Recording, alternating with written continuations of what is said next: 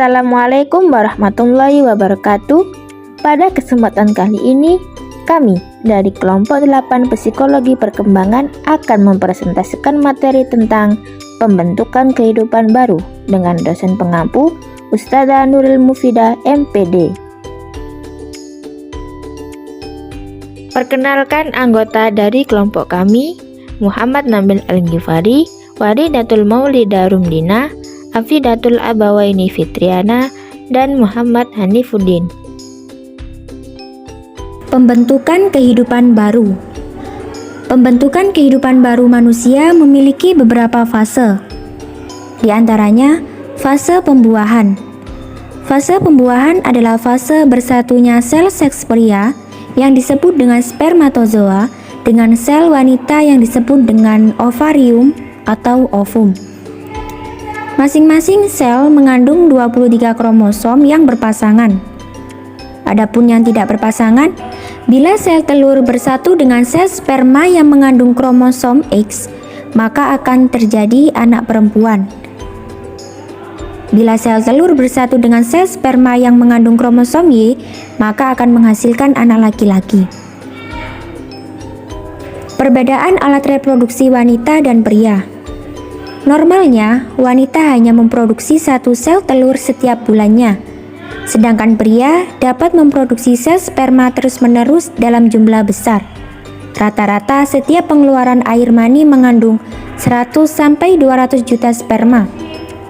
Namun dari jumlah ini, hanya satu yang berhasil menembus indung telur dan membuahi sel telur. Tahap pertama. Pada tahap ini, kehamilan telah dimulai, yaitu setelah sel telur dibuahi, maka akan membentuk zigot yang berukuran sekitar 0,2 mm. Kemudian akan terus berkembang biak dan berpindah ke dalam rahim. Tahap kedua, kurang lebih sekitar 7-10 hari setelah pembuahan, sel telur yang telah dibuahi akan masuk dan menempel di selaput dalam rahim. Selaput dalam rahim ini tebal dan lunak, sehingga dapat melindungi sel telur yang telah dibuahi. Selama ini, sel telur yang telah dibuahi tersebut terus berkembang biak dan membentuk semacam akar atau rambut halus.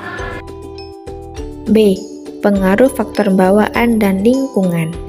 Faktor bawaan dan lingkungan sangat berperan dalam proses tumbuh kembang anak. Faktor bawaan adalah faktor keturunan hereditas atau karakteristik yang dibawa oleh individu sejak dalam kandungan hingga kelahiran. Faktor bawaan juga disebut dengan faktor endogen. Faktor ini mengandung sifat-sifat yang berkaitan dengan faktor kejasmanian menurut hukum Mendel seperti bentuk atau struktur tubuh, warna rambut, warna kulit, warna mata, bentuk wajah, dan sebagainya. Faktor-faktor tersebut yang berkaitan dengan kejasmanian umumnya bersifat paten. Faktor bawaan juga mencakup ciri-ciri fisik, kecerdasan, bakat, dan temperamen, yang mana akan menentukan bagaimana seseorang bertindak dan bereaksi, serta bersikap dari satu situasi ke situasi lain yang bersifat relatif atau menetap.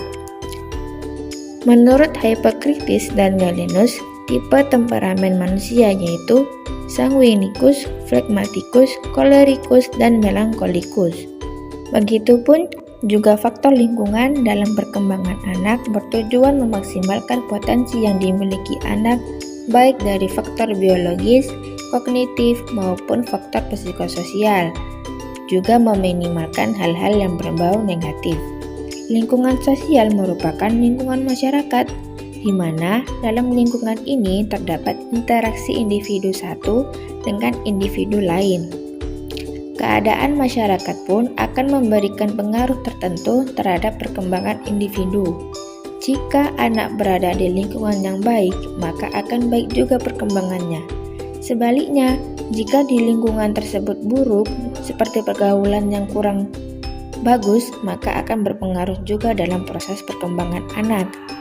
Lingkungan sosial dibedakan atas lingkungan sosial primer dan lingkungan sosial sekunder.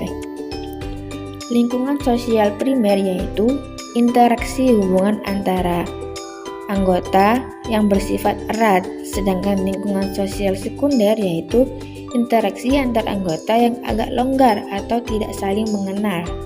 Faktor lingkungan juga disebut dengan faktor eksogen. Faktor eksogen adalah faktor yang berasal dari luar individu, misalnya pengalaman-pengalaman, alam sekitar, pendidikan, dan sebagainya. Maka dari itu, lingkungan dapat disimpulkan sebagai keseluruhan fenomena atau peristiwa, situasi, atau kondisi fisik atau sosial yang mempengaruhi tumbuh kembang anak. Tahap-tahap perkembangan masa prenatal. Masa prenatal adalah periode awal perkembangan manusia yang dimulai sejak konsepsi, yaitu ketika ovum wanita dibawahi oleh sperma laki-laki sampai dengan waktu kelahiran seorang individu. Para ahli psikologi perkembangan membagi periode prenatal atas 3 tahapan perkembangan, yaitu 1. Tahap germil, 2.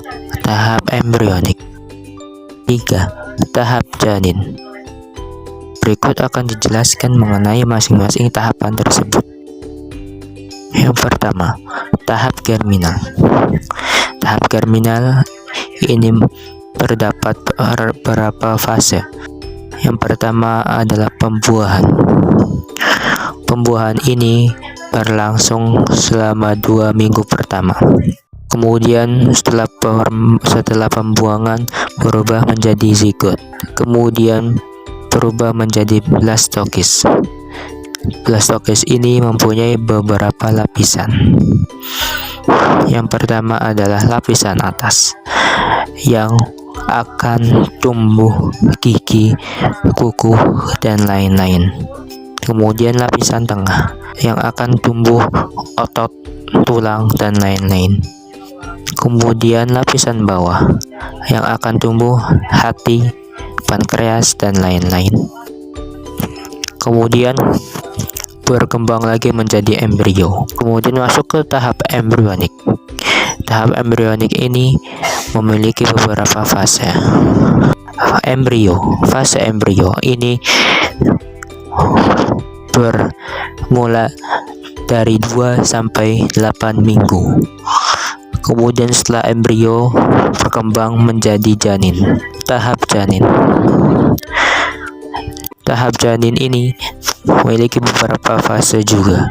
Janin ini berlangsung dari 9 minggu sampai lahir.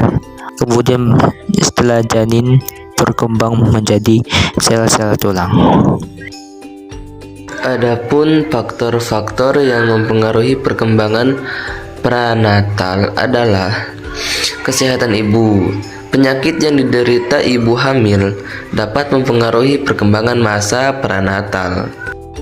Besarnya dampak ibu hamil terhadap perkembangan masa prenatal juga terlihat jelas ketika ibu menderita sindrom kehilangan kekebalan tubuh yang lebih dikenal dengan sebutan AIDS.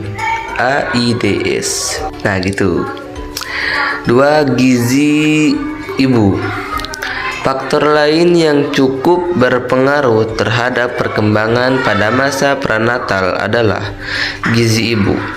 Hal ini karena janin yang sedang berkembang sangat tergantung pada gizi ibunya yang diperoleh dari darah ibunya. Oleh sebab itu, makanan ibu hamil harus mengandung cukup protein, vitamin, lemak, dan karbohidrat untuk menjaga kesehatan bayi. Yang ketiga, pemakaian bahan-bahan kimia oleh ibu. Nah, ini yang sering terjadi sekarang ini. Barang-barang kimia yang terdapat pada obat-obatan atau makanan yang ada pada peredaran darah ibu hamil dapat mempengaruhi perkembangan janin. Bahan-bahan kimia tersebut dapat menimbulkan efek samping baik pada fisik maupun pada sistem kimiawi dalam tubuh janin yang dinamakan metabolisme. Bahan-bahan kimia juga dapat mempengaruhi lingkungan di dalam rahim. Alhamdulillah, pemaparan materi pada hari ini telah selesai. Semoga dengan apa yang kita pelajari hari ini dapat bermanfaat. Amin ya rabbal alamin. Akhiron, syukron ala ihtimamikum wa istimaikum. Assalamualaikum warahmatullahi wabarakatuh.